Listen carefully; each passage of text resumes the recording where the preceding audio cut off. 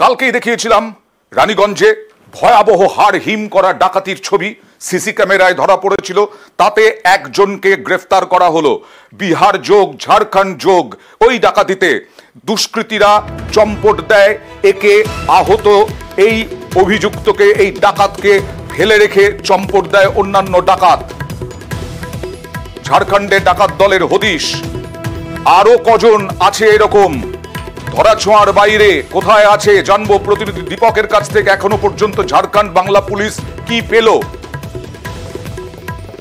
দেখো, একেবারে আজকে এই ধৃত ডাকাতকে আসানসোল আদালতে তোলার পর পুলিশ 14 দিনের নিজেদের হেফাজতে চায় এবং আদালত সেই আবেদন মঞ্জুর করেছে এবং পুলিশ এই মুহূর্তে তাকে 14 দিন নিজেদের হেফাজতে পেয়ে জিজ্ঞাসাবাদ করে জানতে চাইছে কি এই ডাকাতের বাকি সঙ্গীরা ঠিক কোথায় থাকে। কারণ হচ্ছে এই ডাকাত হচ্ছে বিহারের গোপালগঞ্জের বাসিন্দা সুরজ কুমার।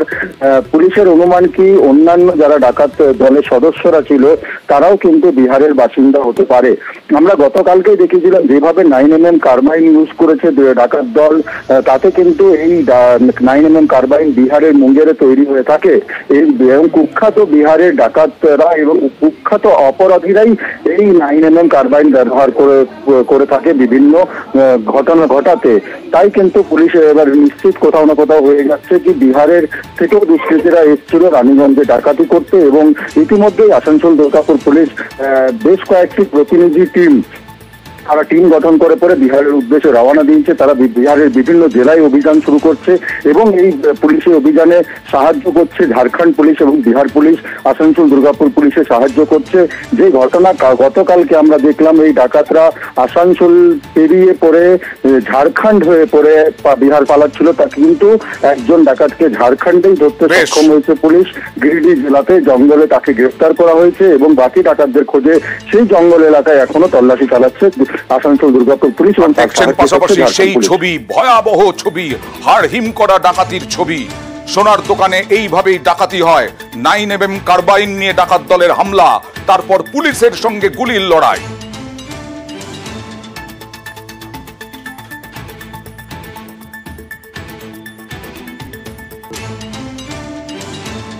এই মুহূর্তে সাংবাদিক বৈঠকে সুকান্ত মজুমদার। তাদের বিরুদ্ধে মামলা হয়েছে, তাদের একজনকে পেটানো হয়েছে আসানসোল জেলায় বা আসানসোল লোকসভার অন্তর্গত একটি ঘটনা ঘটেছিল, সেখানে পেটানো হয়েছিল সংগ্রামী যৌথ মঞ্চের নেতৃত্বকে, জেলা নেতৃত্বকে। এ তো নতুন ঘটনা নেই। যখনই কোনো ফ্যাসিস্ট সরকার থাকে, যখন কোনো এই ধরনের অদ্যর্ত সরকার থাকে, তখন তার বিরুদ্ধে আপনি কথা বললেই যেই বলুন না কেন, তার রং যেই হোক না কেন, তাকে মার খেতে হবে। আমরা মার খাচ্ছি, আমাদের কর্মীরা মার খাচ্ছে, আমার গাড়ির উপর হামলা হচ্ছে, সেরকম সবার উপরে হবে। ওই ভোট পরবর্তী হিংসা রোখার জন্য আদালতের হস্তক্ষেপ চেয়ে প্রধান বিচারপতির দ্বারস্থ হলেন সুরেন্দ্র অধিকারী। না, সে তো অবশ্যই প্রয়োজন। যে পরিস্থিতি তৈরি হচ্ছে পশ্চিমবঙ্গের বিভিন্ন জায়গায়, আমরা ভেবেছিলাম এবার হয়তো অতটা হবে না, কিন্তু যত ভোটে জেতার পর দিন যাচ্ছে তত বেশি এর তীব্রতা বাড়ছে। আমরা দেখেছি উত্তর 24 পরগনা, দক্ষিণ 24 পরগনায় বেশ কয়েকটি জায়গায় খাবার জল যেন না পায়, সেই জন্য কল পর্যন্ত তুলে নিয়ে যাওয়া হয়েছে। খাবার জল টিউবওয়েল তুলে নিয়ে যাওয়া হয়েছে, চাপা কল যাকে বাংলায় বলে। পূর্ব মেদিনীপুরে জেলা শাসককে সরিয়ে দিয়েছিল নির্বাচন কমিশন। ভোট শেষ হতেই আবার তাকে পূর্ব মেদিনীপুরে নিয়ে আসা হয়েছে জেলা শাসকের দায়িত্ব, এবং এই জেলায় 2টো সিটি আপনারা পেয়েছেন। না, সে তো মমতা বন্দ্যোপাধ্যায় বরাবরই করেন। আমি যখন 19-এ প্রথম জিতেছিলাম, জেতার পর আমার ডিএম এবং এসপি দুজনকে ট্রান্সফার করা হয়েছিল। আবার বিধানসভা নির্বাচনের সময় নির্বাচন কমিশন অন্য একজন কে ডিএম এর দায়িত্ব দেয়, ভোট হয়ে যাওয়ার সঙ্গে সঙ্গে তাকে পরিবর্তন করা হয়। এবার আমি জিতেছি, আবার হয়তো আমার ডিএম এর পরিবর্তন হবে। এ তো তৃণমূল কংগ্রেসের দায়িত্ব, ভোটে জেতানোর দায়িত্বটা হচ্ছে ডিএম এবং এসপি। যে ডিএম এবং এসপি অসফল হবে তাকে সরাতে হবে, পার্টির নেতাদের মতো যেরকম হয়। আচ্ছা, 100 দিনের কাজ আর আবাস নিয়ে আপনাদের সরকারের যা স্ট্যান্ড, আসন সংখ্যা কমে যাওয়ার পরেও, ম্যাজিক ফিগারে না যাওয়ার পরেও কি বাংলা নিয়ে সেই একই স্ট্যান্ড থাকবে নাকি একটু নমনীয় হবে? সময় আসুক, এখনো সময় আসেনি আমাদের মনে হয় এগুলো ভাবার। সুকান্ত মজুমদারের ব্যাটন কি তাহলে শুভেন্দু অধিকারীর হাতে? সে তো দল ঠিক করবে। তবে দল আপাতত আমাকে রাজ্য সভাপতি রেখেছে। যতদিন রাজ্য সভাপতির পদে অন্য কেউ না আসীন হচ্ছে, ততদিন পর্যন্ত রাজ্যের দায়িত্ব আমার। নিয়ম মতো কি আপনাকেই প্রাথমিক কোনো নাম প্রস্তাব করতে হবে? এরকম কোনো নিয়ম নেই। বলছি, নিউ টাউনে রেস্টুরেন্ট মালিককে মারধরের ঘটনা ঘটেছে, সোহমের অভিনেতার বিরুদ্ধে অভিযোগ উঠেছে, রেস্টুরেন্ট ম্যানেজারের অভিযোগ হচ্ছে যে আমার বিরুদ্ধে মামলা হলো আর আমরা ওদের বিরুদ্ধে অভিযোগ দায়ের করেছি, এখন আমার বিরুদ্ধে বক্তব্য না নিয়ে পুলিশ আমাদেরকে হেনস্থা করছে, অথচ আমাদের কোনো বক্তব্যই নিচ্ছে না। দেখুন, পুলিশ তো নেবে না, যেহেতু তৃণমূল কংগ্রেসের মানা আছে, নচেত পুলিশ তো যারা মার খেয়েছে তাদের উপরে লাফিয়ে পড়বে, যাদেরকে পারলে জেলে ঢুকিয়ে দিত। যেহেতু মিডিয়া জিনিসটিকে ধরেছে এবং সবার সামনে চলে এসেছে, তাই হয়তো সেই ব্যক্তি এতক্ষণ জেলের বাইরে আছে। নচেত সোহম গিয়ে মেরেছে এবং তারপরে তার জেলে ঢোকাটাই তার নিয়ম। আমরা দেখেছি আমাদের একজন কর্মী হসপিটালাইজ, তার মাথা ফেটে গেছে, তাকে একজনকে 25 জন মিলে মেরেছে, তারপরে তার বিরুদ্ধে মামলা হয়েছে, সে একাই 25 জনকে পিটিয়ে দিয়েছে, মানে রজনীকান্ত আর কি, সে আর কি। খালিকুলে যে ঘটনাটা ঘটেছিল সেই বিভৎসভাবে মারা গেল কতজন বাজি কারখানার আগুনে পুড়ে।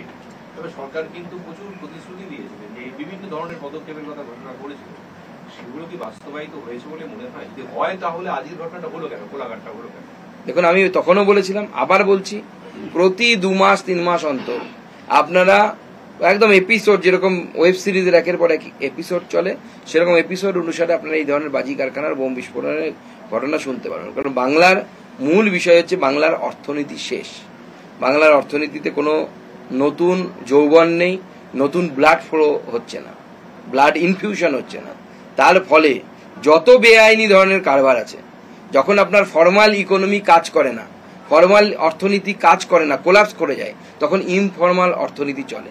এবারে আস্তে আস্তে দেখবেন আপনার পোস্ত চাষ বাড়বে, আস্তে আস্তে এই বোম বিস্ফোরণ মানে অর্থাৎ বাজি কারখানা, অবৈধ মদ, সব এগুলো বাড়তে থাকবে, বাড়ছে।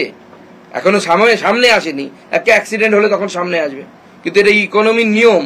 যখনই ফর্মাল ইকোনমি আপনার কোলাপস করবে, ইনফর্মাল ইকোনমি তখন গ্রো করবে। কিন্তু সরকার নিজেই তো বলেছেন, মঞ্চে মুখ্যমন্ত্রীও বলেছেন যে আমাদের পোস্ত চাষের অনুমতি দেওয়া হোক, কেন্দ্র সরকার দিই। দেখুন, মুখ্যমন্ত্রী তো চাইবেই, মুখ্যমন্ত্রী আফগানিস্তান বানাতে চাইছেন, তো আফগানিস্তানে যদি পোস্ত না হয় মানাবে? শুধু জব্বা পরে ঘুরলে হবে? পোস্ত তো চাই। সুব্রতবাবু, আপনারা যখন কালকে শপথ নিচ্ছিলেন, প্রধানমন্ত্রী যখন শপথ নিচ্ছিলেন, তখন প্রতিবাদ স্বরূপ মুখ্যমন্ত্রী তার ঘরে আলো নিভিয়ে বসেছিলেন, প্রতিবাদ স্বরূপ কলঙ্কিত দিন বলেছে, কি বলবেন? দেখুন, মুখ্যমন্ত্রী আলো নিভিয়েছিলেন, একটু খোঁজ নিন, কেউ পেছন থেকে ধাক্কা মেরেছে নাকি আবার বাড়ির কেউ, সেইটা আগে আপনাদের খোঁজ নেওয়া দরকার। আলো নেবানোটা ওনার জন্য সেফ নয়, উনি আলো জ্বালিয়ে থাকুন, সেটাই ভালো হবে। বাড়িতে কে কখন পেছন থেকে ধাক্কা মেরে দেবে মুখ্যমন্ত্রী হওয়ার জন্য, তখন মুশকিল হয়ে যাবে।